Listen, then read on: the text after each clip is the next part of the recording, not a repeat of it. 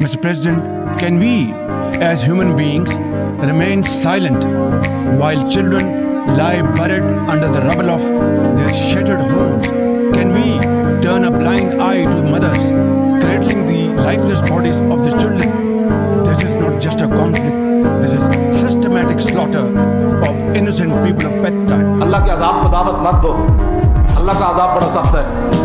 اعلان کرو جہاد کا. جنہوں نے آج غزہ کے اندر بمباری نظر نہیں آ رہی, اچھے ٹکڑے ہوتے نظر نہیں آ رہے, اور کہتے ہیں کہ جناب امن و سلامتی کا حل نکالنا چاہیے. اسلام اس وقت امن کا درس نہیں دے رہا, اسلام اس وقت جہاد کا درس دے رہا.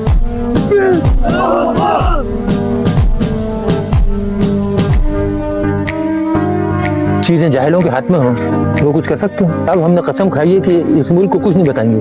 جو ہم نے بتایا اس کا جو صلہ ملا نا, اب اس کے بعد کوئی سلوشن, کوئی حل نہیں بتائیں گے کسی کو. آپ ناراض ہیں لوگوں سے؟ لوگوں سے تو ناراض نہیں ہے, لیکن احسان فراموش سے نمک حرام تو ناراض ہیں. تاریخ کا موڑ ہی ہوتا ہے جس سے حکمرانوں نے سخت فیصلے کرنے پہلے. قسم بخدا چلو جھنڈا سانو پکڑا دینا.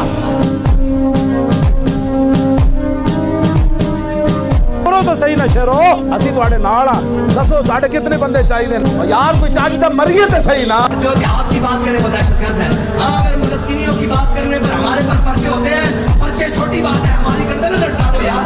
اگر تم سے نہیں ہو سکتا تو ایک مہربانی کرو کہ ہمیں جہاز میں دو, ہم جہاز میں جائیں, اسلحے کے بغیر بھیج دو, ہمیں جا کر ہم فلسطین اتریں اور ان کے ساتھ شہید ہو جائیں. قیامت والے دن حضور کی بارگاہ میں جائیں تو کہ حضور ہم تک کچھ نہیں سکتے, بس ان کے ساتھ مر تو سکتے تھے.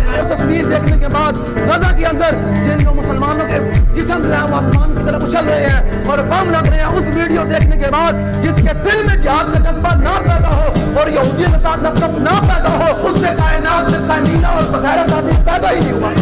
قیامت والے دن بچیاں چلیاں گئیں حضور کی بارگاہ میں, حضور اے ون انہاں کو ایٹم بم ہونے تماشا دیکھتے رہے ساڈا. اٹھو, اج موقع ہے, مدد ادو آنی جدو تسی ٹرنا ہے, ادھر اپنی فوج ٹورو, پھر جناب رسول اللہ کی مدد آنی. تب تک ہم پاکستان کی روڈوں پر کھڑے رہے اور یہ کہتے رہے کہ غزہ لٹ رہا ہے. اوے اہل اقتدار میں مزے کی نیندیں سونے والوں, اوے تم کب جاگو گے کہ یہ آگ تمہارے گھر کے اندر گھس جائے گی. اگر بچنا ہے تو آج حضور کے دین کے ساتھ کھڑے ہو جاؤ, مظلوم فلسطینیوں کے ساتھ کھڑے ہو جاؤ اور کہو کہ مر تو ویسے بھی جانا ہے, کوئی بات نہیں, عزت سے مریں گے. اور جو مرنے کی سوچتے ہیں اللہ اس کو مارتا نہیں ہے, پوری دنیا میں عزت کے ساتھ زندہ رکھتا ہے.